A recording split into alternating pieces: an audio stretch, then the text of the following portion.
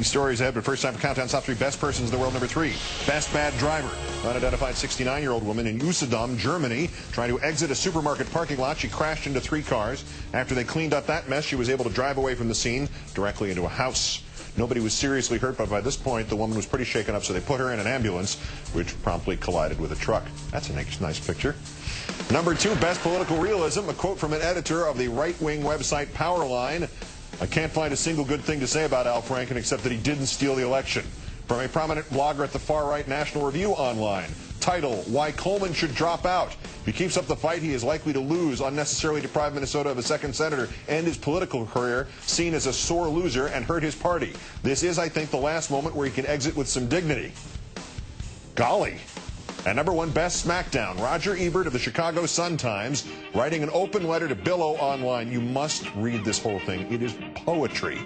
But there are some highlights first. Dear Bill, thanks for including the Chicago Sun-Times on your exclusive list of newspapers on your Hall of Shame. To be in an O'Reilly Hall of Fame would be a cruel blow to any newspaper. It would place us in the favor of a man who turns red and starts screaming when anyone disagrees with him. I understand you believe one of the Sun-Times misdemeanors was dropping your syndicated column.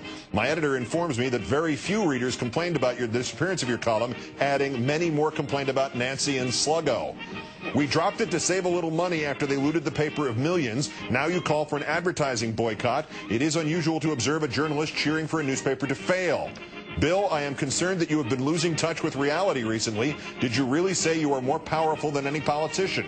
That reminds me of the famous story about Squeaky, the Chicago mouse. It seems that Squeaky was floating on his back along the Chicago River one day. Approaching the Michigan Avenue lift bridge, he called out, "Raise the bridge, I have an erection." Oh, Roger. Squeaky the Chicago mouse. The Squeaky Factor.